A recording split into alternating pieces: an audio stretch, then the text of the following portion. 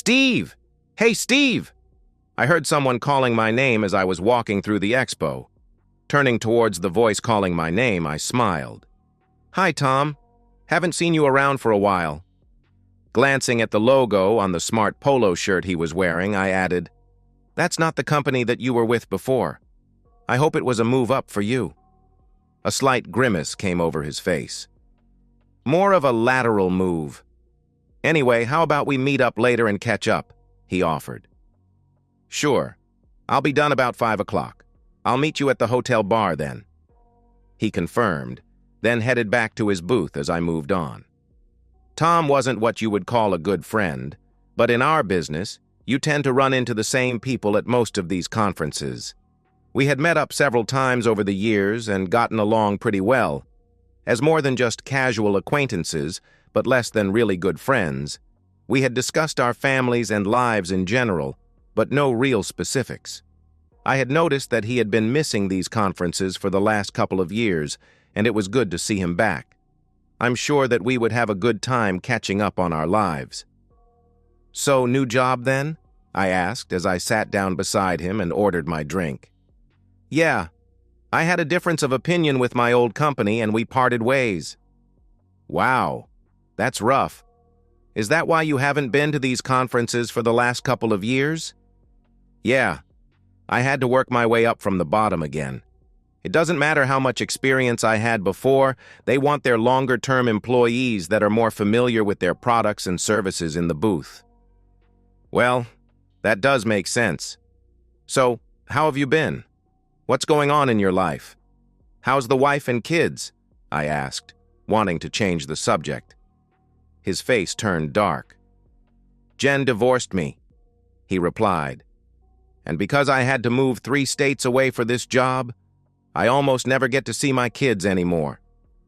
Oh, that's rough. Did she find out about you being unfaithful? I mean, you were always bragging to all of us about all the married women you were seeing on your trips out of town.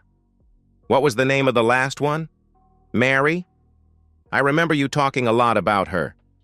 You had been involved with her for a couple of months at that time.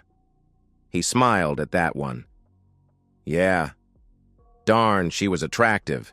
She had been putting her husband off on having kids for a couple of months already just so she could enjoy her freedom. Are you still seeing her? Number. She suddenly stopped taking my calls and even blocked my number shortly after the last conference I attended. I think I met her once more. Then everything went to pieces. In fact, it was the evidence of her and me that Jen used in the divorce to invoke the prenup. That also cost me my job. They fired you for infidelity? I asked in amazement. Isn't that illegal? A look of anger came across his face. Of course they didn't fire me for infidelity. She had me served at the office just as we were about to have our monthly meeting. The young woman that served me the divorce papers loudly exclaimed that I was being served with the divorce on grounds of adultery. Her dad, the CEO of the company, then put his investigators in the accounting department on me and began reviewing all my expense reports for the last several years. Lunches, dinners, hotel rooms, everything. They even called up my clients to verify if I was actually having lunches and dinners with them at those times. Not only did they fire me for cause, but then they sued me for repayment. I still owe them about $10,000. He also blackballed me from the industry. Wow, that's rough, I commented. If he blackballed you, how did you get this job? It wasn't easy, he remarked. First off, I had to take a severe cut in pay. I have 20 years of experience, but I am being paid the same as a kid straight out of college. My base pay is terrible, so I have to put in about 80 to 100 hours a week just to make enough commissions to get by. Second, the owner of this company really doesn't like Jen's dad, so he didn't really care about the blackballing. Well, that's good for you then. At least you are making decent money and can pay your child support. That's not the worst part. Jen wasn't just out for blood. She wanted my complete destruction as well. Since the accounting office had all the receipts, they knew all the places, times, and dates. Her daddy hired a really good PI firm to track everything down. They found over a dozen other women that I had been seeing. Every one of their husbands got a package delivered to them. Of course, the lawsuits went nowhere, except to ruin my reputation. The problem was that several of the husbands got DNA testing on their kids. What's wrong with these women? I mean, if you are going to cheat on your husbands, you should be practicing birth control. 3 husbands sued me for back and future child support. I had to trade in my BMW for a used Ford Focus. Of course, I was kicked out of the house. It was in Jen's name, a gift from her father just before we got married. I now live in a tiny studio apartment in the worst area of town. I am working so much and have no extra money, so I have no social life. The only time that I can afford to drink is when I am traveling and can expense it as entertaining a client. My only hope right now is that Jen will marry the guy that I heard she is seeing and end the alimony payments. Heck, I'll even sign off on letting him adopt my children to quit the child support payments. It's not like I have the opportunity to see them now anyway. Wow, I remarked. Sounds like you really angered the wrong people.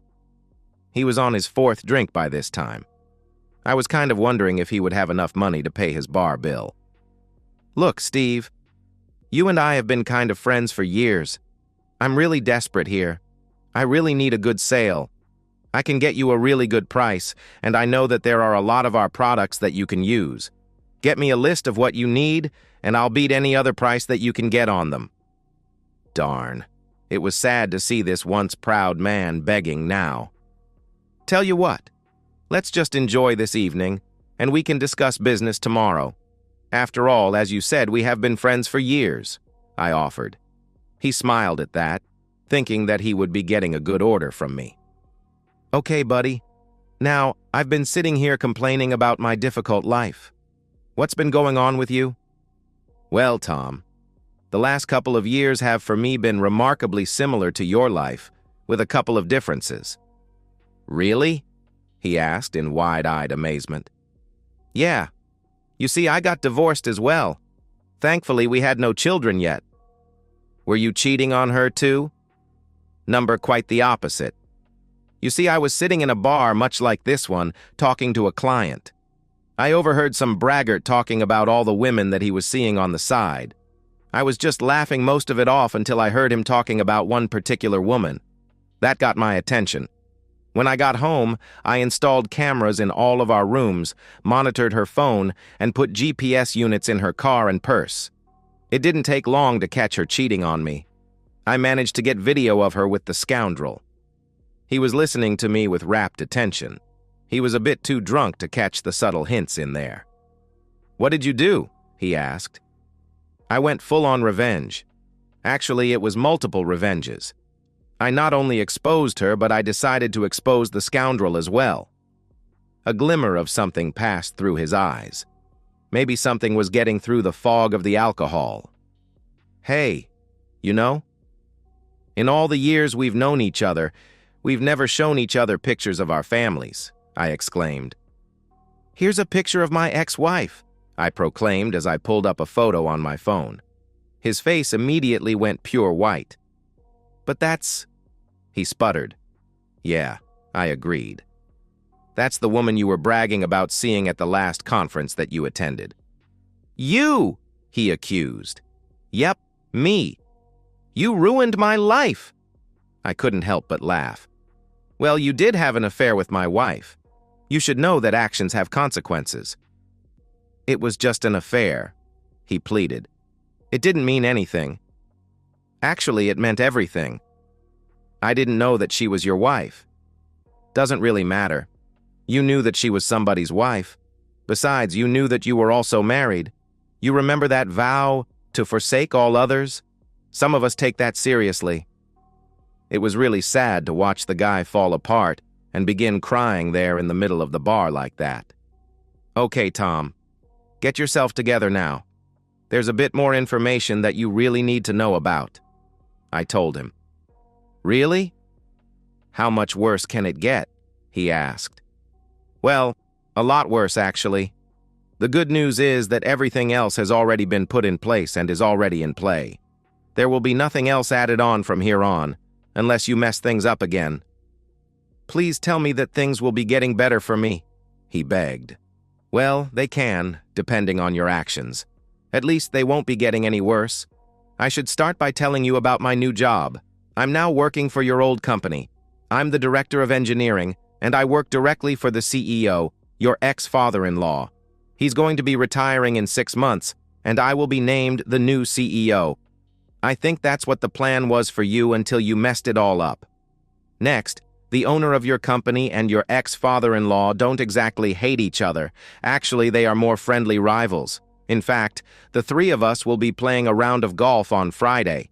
Stan, the ex-father-in-law, realized that without a job, you wouldn't be able to pay his daughter the court-mandated alimony and child support. He discussed it with your new boss and got you the job you have now. Well, at least it can't get any worse. I can start working my way up in this company, and hopefully, she will marry the guy she's seeing and eliminate my alimony payments. Yeah, I wouldn't count on that too much. I seriously doubt that you will be moving up in your company. Sure, you will be getting your annual cost of living raises, but you will remain at your current position. Nobody trusts you enough to promote you. I let that sink in for a couple of minutes.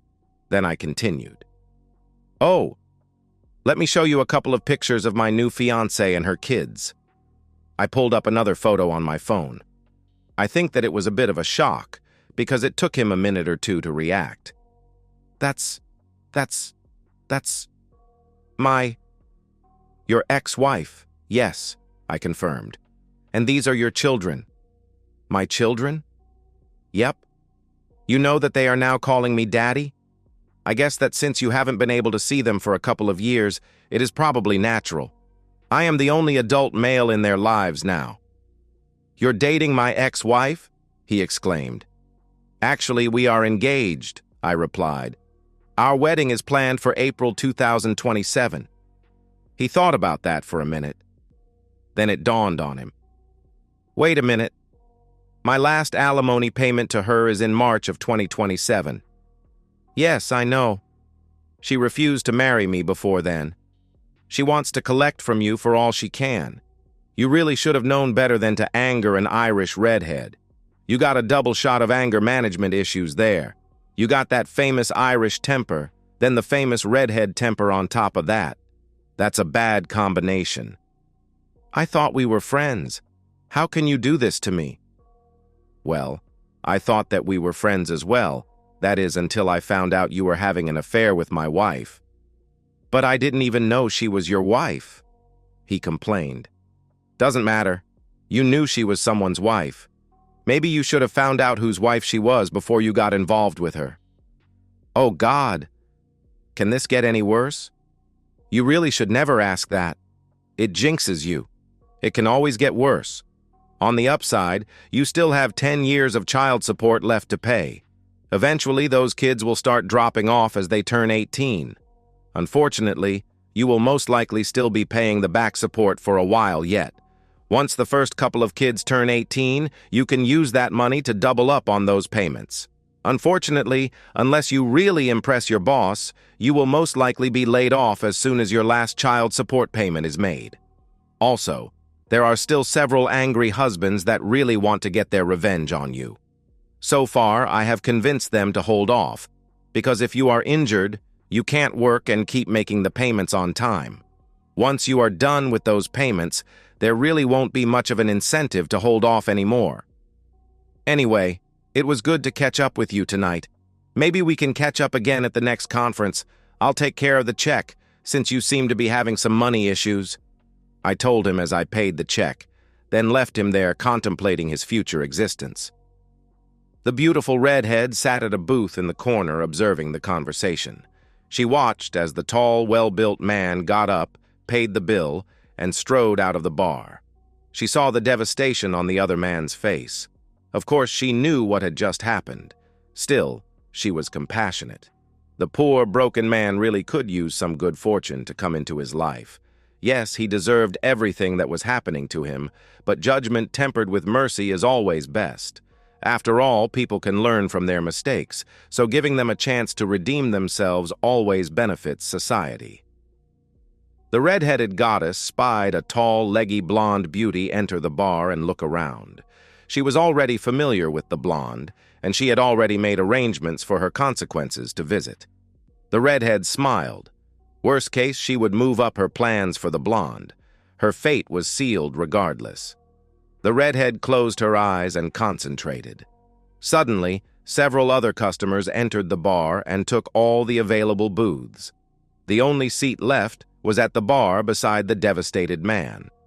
Having no other choice, the blonde strode confidently to the seat and sat down. Karma smiled. It was all now up to the devastated man whether he would get a bit of relief or have further devastation in his life. After a quick glance at the 6 feet 5 inches muscular man in an obvious disguise sitting alone in a dark booth at the back of the bar, the red-headed goddess decided to let things play out as they would. It had been a long month for the beautiful redhead. She needed to relax for a night. With one more spell to ensure that the devastated man would not be seriously harmed, he did need to be able to work to make his court-mandated payments. She decided to relax for the rest of the evening. The clearly exhausted and overworked cocktail waitress set another drink down in front of her. The redhead who was named Karma saw the pain in the waitress's eyes. She saw that life had been hard on her and that she did not deserve what she had been through. She saw that this woman was a very honorable and decent person that had been dealt a difficult hand. It was time for her to get a strong dose of good karma.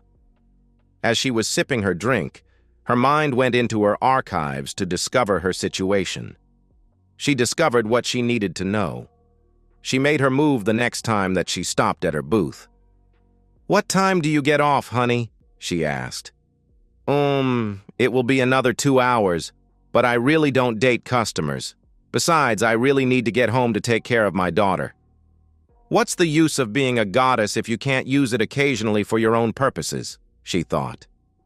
Suddenly, the brunette waitress's phone suddenly rang. She answered it.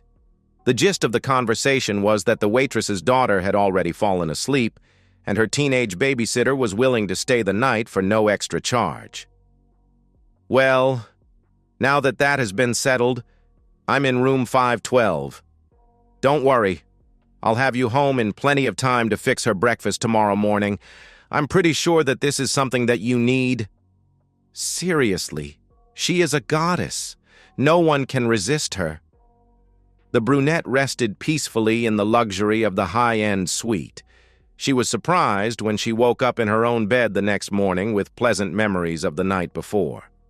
The goddess woke up with a sigh of resignation, knowing that she would never be able to have a real relationship. Still, she was content that she had made the proper arrangements so that the waitress would be taken care of. She would just have to be satisfied with the occasional connection that she could work out. Tom failed his test for redemption. He used his expense account to buy the married blonde drinks and convince her to his hotel room. Unfortunately for both, she didn't take much convincing. In fact, it is still a point of contention on whether he talked her into it or she talked him into it. Either way, her jealous husband, who had watched the entire thing in disguise, severely injured Tom to the extent that he would never be able to function normally again. He then used his prenup to divorce the blonde and leave her with just the clothes on her back when she left. She is now working multiple jobs on the bad side of town to survive. Oddly, a week after the encounter between the red-headed goddess and the brunette waitress, a very expensive Lexus SUV suddenly broke down in front of the modest bar. As luck, or karma, would have it, the rich woman sat in a booth that the brunette beauty was serving.